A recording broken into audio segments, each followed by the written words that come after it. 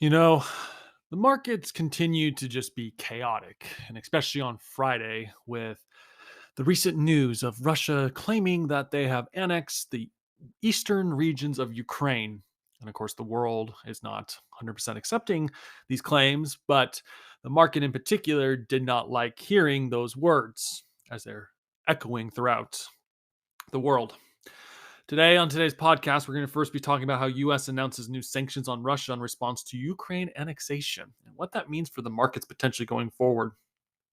Disney's in the news as well as Disney names a new president of Disney Plus, and we'll talk a little bit that and what potentially this could lead for Disney into the future going forward.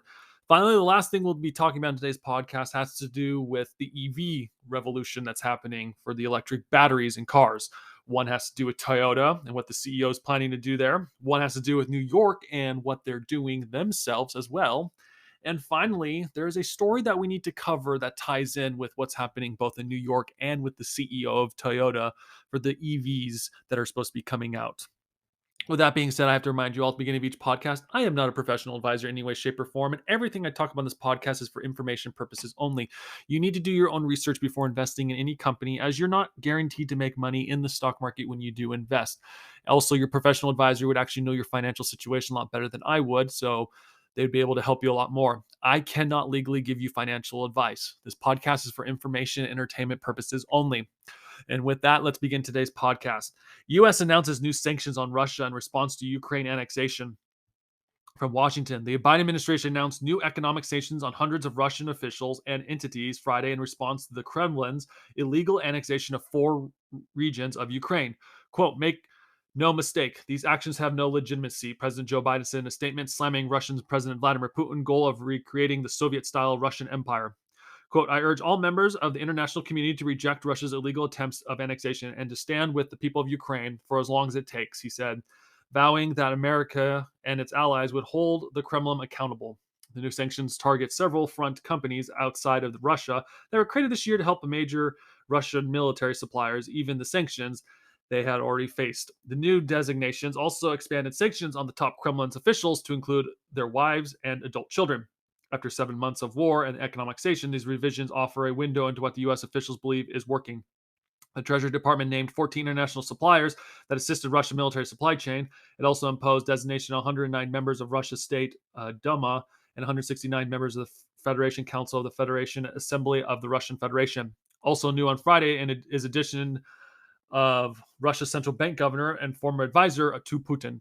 Since 2013, she has overseen its efforts to protect the Kremlin and Western sanctions after Russia illegally seized Crimea in 2014, according to the Treasury Department. The new sanctions family members are also relatives of Russia's National Security Council. They include Russia's prime minister, his wife, two adult children, along with defense minister and adult children. Last thing we'll read, it says, meanwhile, the State Department will impose visa restrictions for a gross violation of human rights. I cannot pronounce the name of this person. And it's perpetrated against Ukrainian prisoners of war and 910 individuals. The department also imposed visa restrictions on members of the Russian military. You know, it's going to be interesting to see how this affects the market going forward. And I believe it already has. Okay. One thing in particular that's interesting to look at is with these announcements, it means war is not ending anytime soon, at least between Russia and Ukraine. All these sanctions are going to do is continue to push Russia to China. And obviously, India is then going to still back up Russia because they don't want China to get big enough, because India doesn't want a strong China next to them.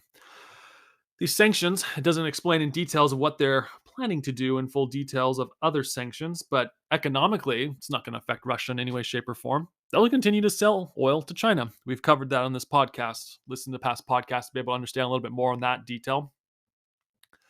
But at the end of the day, these sanctions, it's going to cause a lot of prices to go up within the United States. Oil and gas already is going up, especially in California. I don't know if you guys have been paying attention or just in general. I don't know how it is across the nation currently right now, but at least in California right now, oil prices have been going up. Now, granted, that might also be other factors that we don't know about, at least that we know on this podcast currently right now. But it's interesting to see just how gas prices have been shooting up recently. This whole thing's going to become a mess. It's going to continue to become more and more of a mess as it keeps going forward. All this is doing is pushing Russia to China, and the economy is going to be When this war is all said and done, China and Russia, they're going to be closer allies. And since China's trying to become the next global superpower, it seems like in the making, especially in the markets, it's just going to keep causing more chaos. So good luck, United States, with its sanctions currently right now. On to the next article. Disney names Alyssa Bowen president of Disney Plus as it prepares to launch ad tier. The Walt Disney Company has named Alyssa Bowen president of Disney Plus. On Thursday, the company said Bowen, who has been its executive vice president of business operation for Disney Streaming, will immediately take over the lead executive at its Disney Plus subscription service. Michael Paul previously served as the president of Disney Plus in addition to the company's other streaming brands. In the new standalone role, Bowen is expected to lead the launch of Disney Plus ad support tier, as well as the promotion of the service and its slate of content. She'll continue reporting on Michael Paul's Disney president of Director to Consumer Division. Disney announced its new ad support Disney Plus tier in March, saying that it would launch in the US later this year. The new offering will expand internationally in 2023. In August, the company unveiled a new pricing structure that incorporates an advertising support Disney Plus as part of an effort to make its streaming business profitable. Starting December 8th, in the US, Disney Plus with commercials will be $7.99 per month. Currently, the price of Disney Plus without ads, the price of ad-free Disney Plus will rise 38% to $10.99, a $3 a month increase. Alyssa has been an indispensable member of our leadership team since the inception of Disney Plus, said Paul. She poses a rare, valuable combination of deep institutional knowledge, forward thinking, innovation, and global vision rooted in strong focus on our consumer.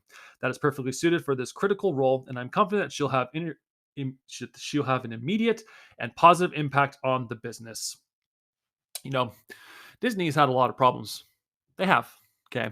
One of the biggest reasons, at least in my opinion, is that what they're creating is complete garbage at Disney. Okay. Now, granted, maybe Avatar becomes their savior for the time being, but a lot of the stuff Disney has been releasing, in my opinion, in the movies have been complete garbage across the board. And that's what's going to determine whether or not people continue to subscribe to Disney Plus. Now, granted, the whole point of streaming was to get away from ads. Now they're adding ads to streaming. I don't know if people are going to be wanting to have to deal with ads anymore.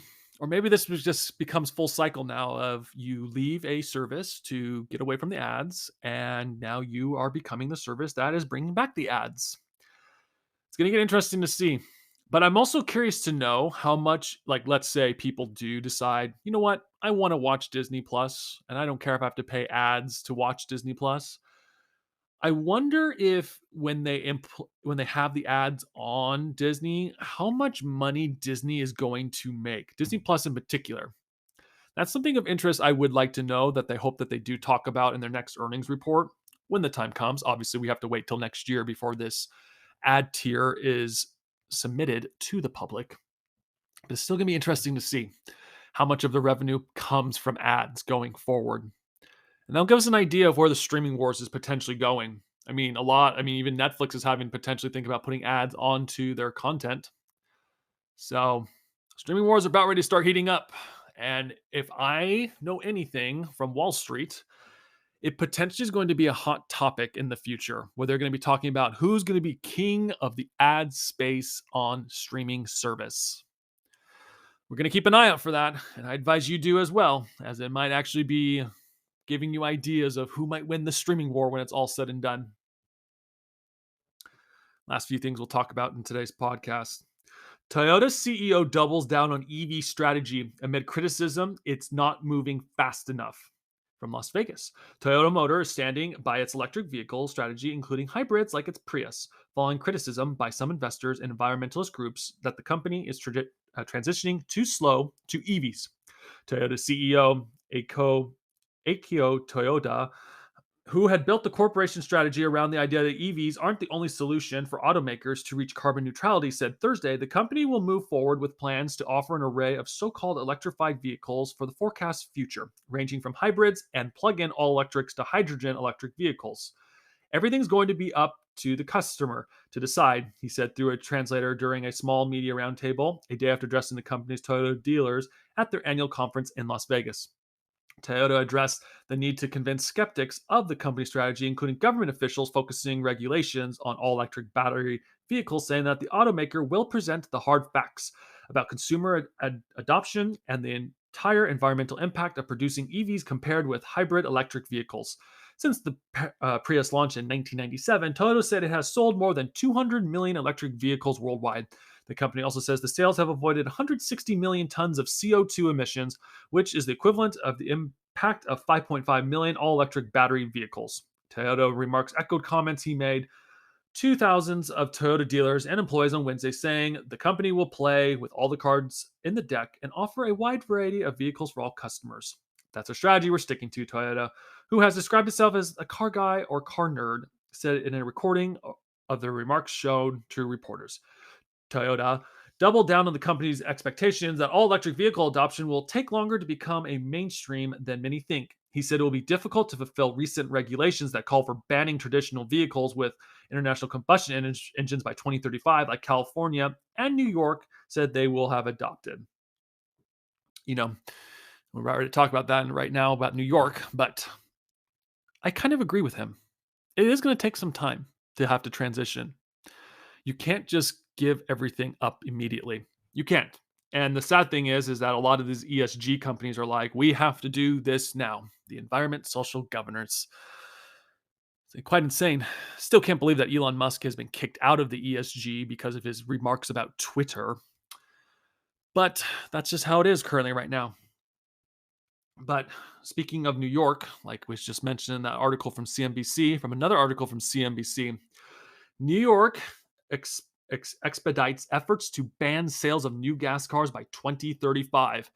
Congratulations, New York. You are now like California. By 2035, I guess there won't be any more gas vehicles being sold.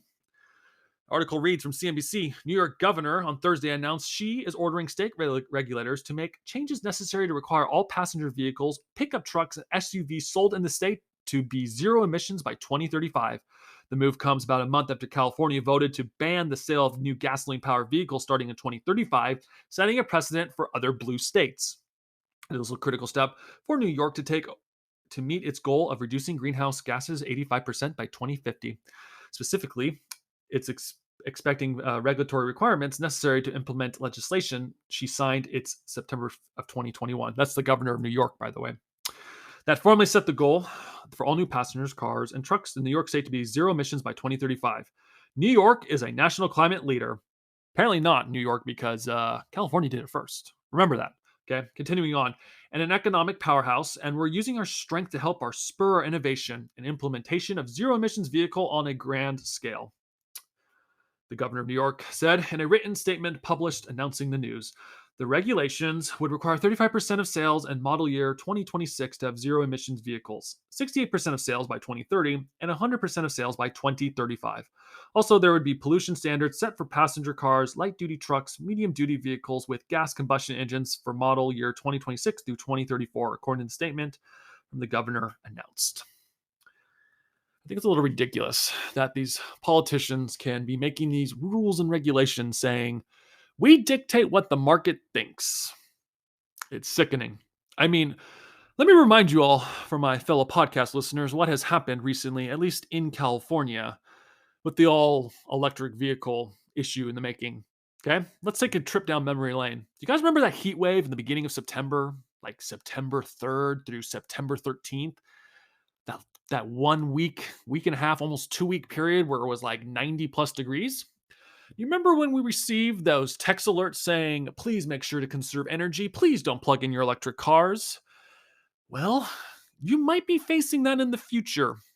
In all seriousness, the California grid currently right now can't handle a lot of these issues currently right now. There's rolling blackouts apparently in California. They haven't happened in a while, but apparently they were supposed to happen during those 2 weeks. That was in September. That was literally almost a month ago. Okay. We're now in October. And they want to make electric vehicles a thing. What's going to happen when there is rolling blackouts and you have to charge your car? Oh, sorry, can't make it to work tomorrow. Car wouldn't charge. I mean, what's probably going to end up happening currently right now with this whole we need electric cars, I personally would not be surprised if gas generators become more of a sought out item in the future. In all honesty, if you lose your power, you're pretty much screwed. I mean, think about this. When was the last time you lost power? I know when I lost power recently, I was very confused. Like, We had no internet service, had no TV, lights were turned off. What do you do? Well, it reminds you of the life before the internet and what you had to do, life before electricity. It's always a game changer and a welcoming moment when you have to realize that when you lose power, a lot of issues are going to happen. But now New York is doing this. First it was California, now it's New York. I personally believe blue states across the nation in the United States are going to be making a push for this.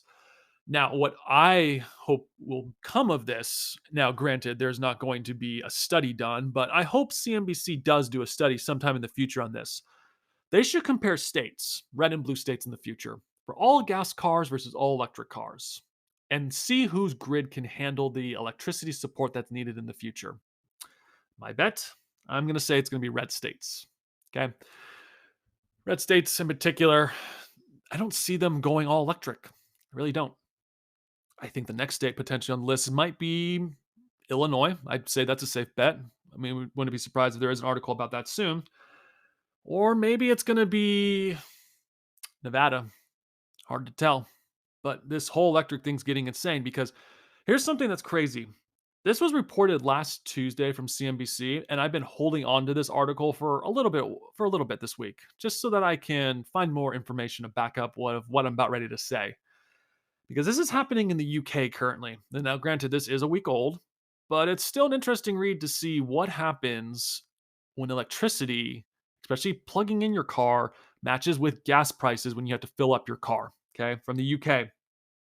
From CNBC, EV charging points in Britain are now nearly as expensive as gasoline, research shows. From CNBC, electric car drivers in the UK have seen the cost of using a public rapid charger on a pay as you go tariff rise by 42% since May, according to data released Monday. Figures from RAC Charge Watch, which is part of the RAC, a motoring organization, show that it now costs EV drivers using the above infrastructure an average of 63.29 pence or 72 cents a kilowatt hour to charge their vehicle.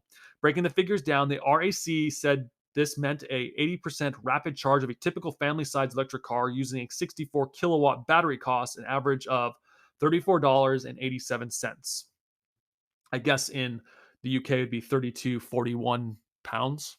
So the RSC said an increase was down to the soaring cost of wholesale gas and electricity. It added that those using ultra rapid chargers have seen an average charging cost jump by 25%.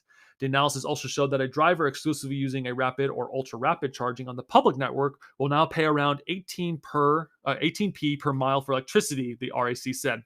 This compares to 19p per mile for the petroleum gasoline car and 21p per mile on the diesel one. Based on someone driving at an average of 40 miles to the gallon, it went on to state. Despite the amount of RAC noted that many EV users would, for the most part, charge at their home where electricity costs less. With the UK's government energy price guarantee set to come into force immediately, the price per mile for an average size electric vehicle would come down in roughly a 9p for charging at home. If driven in a reasonable, efficient manner at 80% charging at home would cost 17.87, the RAC said, 17.87 a pound, I believe. For those who have already made the switch to an electric car or are thinking of doing so, it remains the case that charging away from home costs less than refueling a petrol or diesel car. But these figures show that the gap is narrowing as a result of the enormous increase in the cost of electricity. Thank you, Simon Williams, for saying that quote. I will read it again and we will shout Simon Williams' name on this podcast again. Let's read that again. It says, these figures show that the gap is narrowing as a result of the enormous increase in the cost of electricity. Simon Williams, the RAC electric vehicle spokesperson, said, continuing on a quote, he says, these figures were very clearly show that its drivers who use public rapid and ultra rapid charging the most who are being hit the hardest, he added. The UK wants to stop the sale of new diesel and gasoline cars and vans by 2030.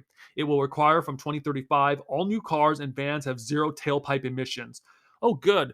Now the UK is going through this as well, besides New York and California.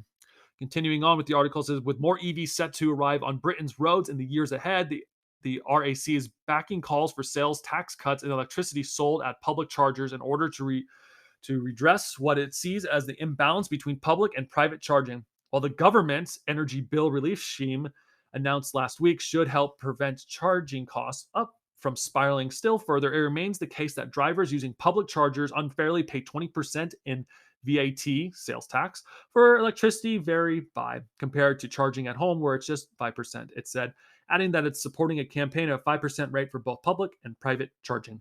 In a statement sent to CNBC, the government spokesperson said that the EV continued to offer opportunities for saving against their petrol and diesel counterparts, with lower overall running costs thanks to cheaper charging, lower maintenance costs, and tax incentives. Yeah, I still don't believe it. I really don't. I mean, I will be the first to admit it on this podcast when they do finally, if they are able to have cheap electricity. And here's something that they're not talking about, it seems like in this article. One of the reasons why it's going to become cheaper in the end is because their prime minister recently allowed fracking to happen again. We spoke about it in a past podcast. Go listen to it if you want to understand that one a little bit more. Another thing too that needs to be talked about too. Why is it going to become cheaper in the end if energy prices go down? Because the prime minister signed a bill saying that they were going to cap electricity, if I'm not mistaken. Go listen to that podcast as well in the past that we've talked about. We've talked about this in the past. These people are sick. They're making this giant push for green energy at times. What I also don't get either, and what they're not mentioning is, what if everyone plugs in their electric cars together at the same time? Like I had just mentioned, this happened in California. There was so much electricity being used and the AC was being used so much that they were saying there was going to be rolling blackouts. What if it's a really hot day and you have to charge your car, use your AC, use the internet, have power in your home, cook your meals, and you lose power? No one's talking about it. How much you want to bet potentially that these utility companies will end up using the excuse of, well, there was a high demand of electricity, so we had to raise prices on people in order to meet up with the demand of electricity? No one's talking about it. It's sickening at times. We'll keep talking about it here on this podcast in general, but it's just really annoying to think that they're like, it's cheaper to charge at home. Of course, it's cheaper to charge at home, but then electric companies will eventually start charging you more. Now, granted, the stations outside of your home, I can see them being expensive because, yeah, it's how people make money. Does that mean all the gas stations eventually will be turned into electric stations too? How's that going to work out in the long run too? I often wonder. But I have no answer to that currently right now. Last thing I read about this article says, with European economics facing an energy crisis and soaring prices over the coming months, there have been concerns in some quarters that the increasing cost of charging an EV will disincentivize uptake among customers. Ah, yes. Speaking to CNBC earlier this month, the head of equity strategy at Saxo Bank said the cost advantage of electric vehicles versus gasoline car was fast diminishing in Europe. I'm really wondering to what degree that will begin to impact sales for EVs. Read that one more time. Speaking to CNBC earlier this month, the head of equity strategy at Saxo Bank said the cost advantage for electric vehicles versus a gasoline car was fast diminishing in Europe. You know, it's going to get interesting to see what happens in the long run.